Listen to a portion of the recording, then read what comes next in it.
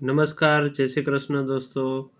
આજના લેક્ચરમાં આપણે જોવાના છે કે ટેલી પ્રાઇમમાં કોઈ પણ કંપનીને બેકઅપ કઈ રીતે લેવાનું છે તે વિશે મેં લાસ્ટ લેક્ચરમાં તમને સમજાવેલું છે કે આપણા જે આ સેકન્ડ ઓપ્શન છે, આ સેકન્ડ ઓપ્શન ઉપરથી આપણે કોઈ પણ કંપનીની આપણે બેકઅપ લેવું હોય તો બેકઅપનો ઓપ્શન તમને અહીંયા દેખાશે. બરાબર, કંપનીનું આ બેકઅપનું ઓપ્શન છે તેને તમારે અહીંયા બેકઅપ માટે સિલેક્ટ કરી લેવાનું છે. તો આવી રીતનો પાથ તમને ખુલશે અને અહીંયા તમારી જે કંઈ કંપની છે, સપોઝ કે મારી આ એબીસી કંપની છે, એને મારે બેકઅપ કરવું છે. તો સિમ્પલી મેં આ એબીસી મારી કંપનીને સિલેક્ટ કરવી. તો અહીંયા જો આવી ગઈ મારી એબીસીડી કંપની, ત્યારબાદ અહીંયા આપણે એન્ડ આપી દેશે. એટલે જો અહીંયા એક્સેપ્ટનું તમને ઓપ્શન પૂછશે, યસ, બરાબર. તો કે આ મેં મારી કંપનીનો બેકઅપ લઈ લીધો છે. જો દોસ્તો, ખાસ કરીને એક વસ્તુ તમે ધ્યાનમાં રાખજો, જે કંઈ તમારી કંપની છે, તમે જે તે ફર્મમાં અથવા તો કંપનીમાં કામ કરતા હશો તો કંપનીની સામે કંપનીનો નંબર હોય છે. ટેલિપ્રાઇમમાં એક યુનિક નંબર સિસ્ટમ ઉપરથી કામ થાય છે કંપનીને ઓળખવા માટે. તો મારો જે એક યુનિક નંબર છે 10,008 છે, બરાબર છે. એ વસ્તુ તમારે ખાસ યાદ રાખવાની એક વસ્તુ, કારણ કે બેકઅપમાં તમે ફોલ્ડરમાં જશો ત્યારે કંપનીનું નામ કદાચ ન પણ હોઈ શકે, તો આ ફોલ્ડર ઉપરથી તમને, આ નંબર ઉપરથી તમને તમારી કંપની યાદ હોવી જોઈએ. ચલો આપણે આને એક્સેપ્ટ કરી દઈશું એન્ટર મારીને. જો આપણું બેકઅપ થઈ ગયું, પૂછે છે બેકઅપ યસ કે નો, બેકઅપ કરવું છે કે નહીં, તો કે હા, ઓબ્વિયસલી આપણે કંપનીનો એબીસી કંપની છે એનું આપણે બેકઅપ લઈ લીધું.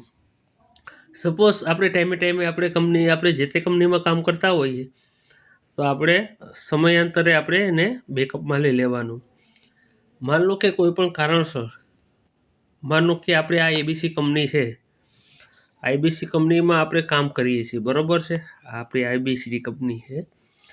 માન લો કોઈ પણ રીઝનથી આપણે ભૂલ થઈ ગઈ, અથવા તો એમ તો ટેલીમાં તમને ભૂલ નહીં કરવા દઈએ, અલ્ટર કરીને માનો કે ચલો કંપનીને ડિલીટ કરી નાખું છું. અલ્ટર માનો કે ભૂલથી આપણે જો અહીંયા પૂછે છે, હું હાલો યસ આપી દઉં ને તો એ ભૂલથી માનો કે તમને ભૂલ તો નહીં જ કરવા દઈએ ટેલી, એને ખબર છે કે આપણાથી ક્યારેક ભૂલ થઈ જાય, એટલા માટે 2 વાર પૂછે, તમને ખાતરી છે કે તમે ડિલીટ કરવા માગો છો? તો કે હા, અત્યારે તમારે શીખવા માટે હું ડિલીટ કરું છું, બરાબર છે.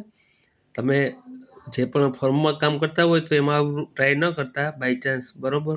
આપણે કોઈ રિસ્ક ખોટું નથી લેવાનું, પણ તમને આ ખ્યાલ માટે કે બાય ચાન્સ કોઈ પ્રોબ્લેમના હિસાબે તમારો કોઈ કંપનીનો ડેટા વયો ગયો તો એને આપણે રિસ્ટોર કઈ રીતે કરશું એ તમારા બેકઅપમાંથી તમને ખ્યાલ આવશે.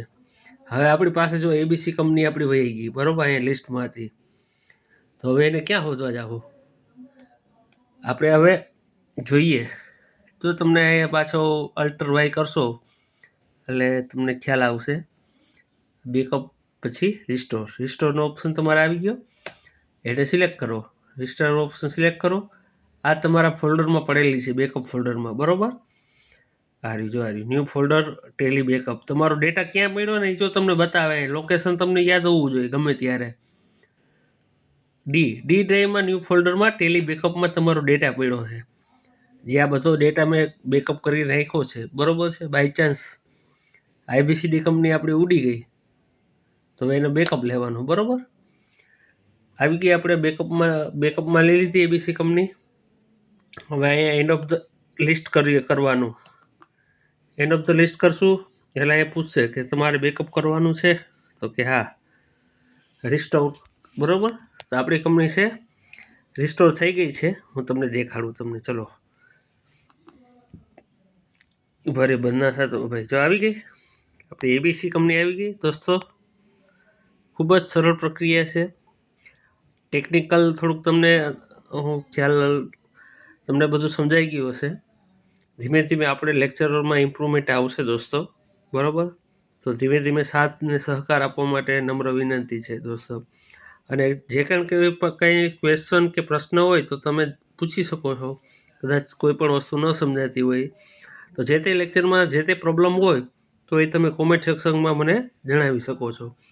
થેન્ક યુ દોસ્તો. આજના લેક્ચરમાં આપણે કંપની વિશે તમને ખ્યાલ આવી ગયો કે આપણે કંપનીનું બેકઅપ કઈ રીતે લેવાનું છે ને પાછી રિસ્ટોર કઈ રીતે કરવાની છે. થેન્ક યુ સો મચ દોસ્તો. મળીએ છીએ આપણે નેક્સ્ટ લેક્ચરમાં.